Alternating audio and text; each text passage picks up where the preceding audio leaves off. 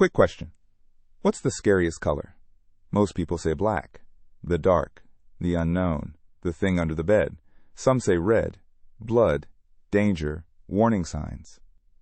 But in 1851, Herman Melville stopped his novel, dead in its tracks, to argue that the most terrifying color in existence is white, not the whale, not the ocean. The color itself. He was so convinced of this that he gave it an entire chapter, chapter 42, The Whiteness of the Whale, in which nothing happens. No plot, no action, no harpoons, just one sailor trying, almost desperately, to explain why a pale color fills him with a dread he can barely put into words. And here's the wild part. Once you understand his argument, you can never unsee it. Today we're unpacking why Melville believed white is the color of horror itself. Let's set the scene. Ishmael, our narrator, has spent 41 chapters getting us aboard the Pequod and introducing Captain Ahab's obsession with the white whale that took his leg. Then, right when the hunt should be heating up, he slams on the brakes. He says, essentially, before we go any further, I have to explain something, or none of this story will make sense to you. What appalled him about Moby-Dick wasn't the whale's size, or its violence, or the legends of the sailors it had drowned. In his own words, it was the whiteness of the whale that above all things appalled me. Think about how strange that is. Here's a creature that can snap a whaleboat like a twig, and the thing that haunts him is its paint job. Melville knows this sounds absurd. That's exactly why he spends a whole chapter defending it. Melville opens his argument in the sneakiest way possible, by agreeing with you. White is beautiful, he admits, and then he piles up the evidence. Pearls, marble, wedding gowns. The royal white elephants of Siam, treated as sacred. Roman citizens, marking their happiest days with a white stone. Judges, robes, priests, vestments, the imagery of divine purity running through nearly every religion he can name. He goes on, and if you're reading quickly, it feels like a hymn to the color. But it's a trap. He's not listing these things to praise white. He's establishing that white carries an almost supernatural charge of goodness, precisely so he can ask the uncomfortable follow-up question. If this color is so holy, so innocent, so pure, why does it also crown so many of the things that terrify us most? The sweetness is the setup. The turn is coming. Now Melville flips the coin. Take the polar bear, he says, or the great white shark. Their whiteness makes them more frightening, not less. A brown bear is an animal. A white bear gliding through the snow is a ghost with teeth. He points to the albatross, a bird sailors regarded with superstitious awe. To albino people, met throughout history with an irrational unease they did nothing to deserve.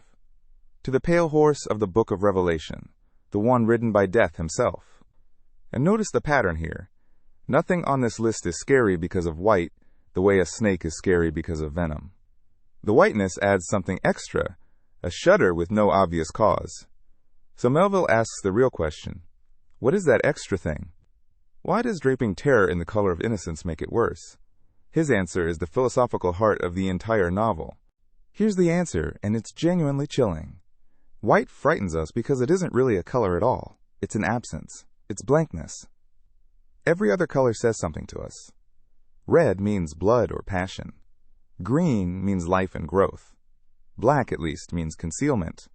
A curtain with something behind it. White says nothing. It's the empty page. It's a snowfield stretching to the horizon, with no landmark, no footprint, no reply. Melville describes it as a dumb blankness, full of meaning, silent and yet somehow pregnant with everything at once. When you stare at something white, your mind gets no answer back, and the human brain cannot stand that. We are meaning-making machines, every one of us, and white is a wall the machine can't grip. The dread isn't about what white contains. It's about what white refuses to contain. Then Melville goes somewhere almost no novelist of his era dared to go, into the physics of light. He points out that color doesn't actually live inside objects. A rose isn't red. It reflects red light. Color is something light paints onto the surface of the world, and underneath that paint, everything is blank.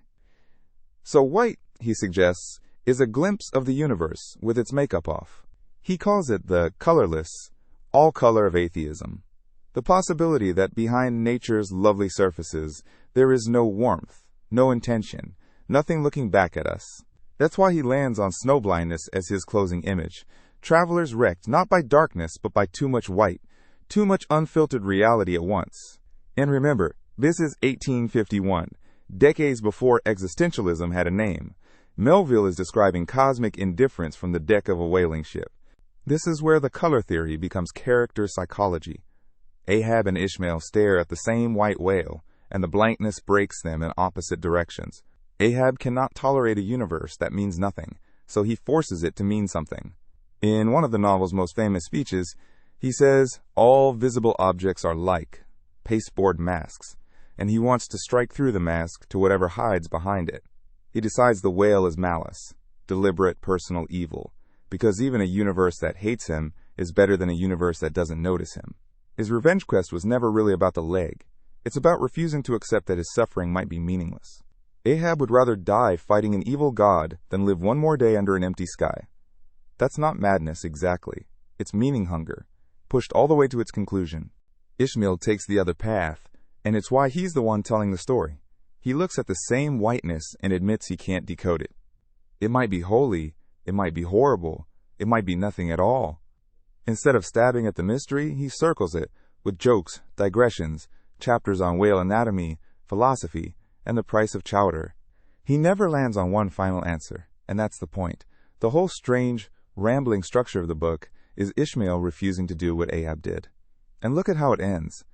Everyone who sailed under Ahab's terrible certainty goes down with the ship.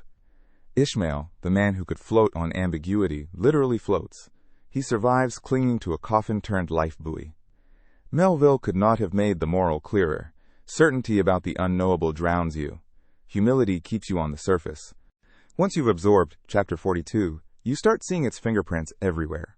H.P. Lovecraft built an entire genre on the idea that the truly frightening thing is never the monster itself, but the indifferent immensity behind it. And Melville got there roughly 70 years early. Edgar Allan Poe ended his only novel with a giant, unexplained white figure rising out of the mist. Camus and the existentialists spent whole careers wrestling with the same silent, uncaring universe. Ishmael glimpsed in a whale's flank. And honestly, you felt it yourself. The two-white hospital corridor. The blank document with its blinking cursor. Static on a dead channel.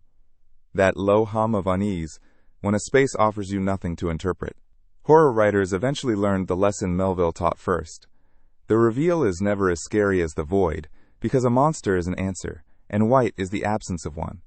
So here's the takeaway to carry with you. We assume darkness is the frightening thing, that horror lives in shadows, in whatever we can't quite see. Melville's great insight is that darkness is secretly comforting, because it implies something is hiding there, something you could fight, or flee, or at least name. White implies the opposite, that there is nothing behind the surface at all. No monster, no malice, no meaning, just blankness wearing the costume of purity. That's why Moby-Dick had to be white. A black whale would be an enemy. A white whale is a question that never answers. So remember it this way. The scariest thing in literature was never the creature in the dark. It's the possibility that when you finally strike through the mask, nobody is behind it, and the whale never even knew your name. Thank you for watching all the way to the end. If this gave you a new way to see the story, subscribe to Between the Chapters. A new literary deep dive lands every week, and I'd love to have you along for the next one.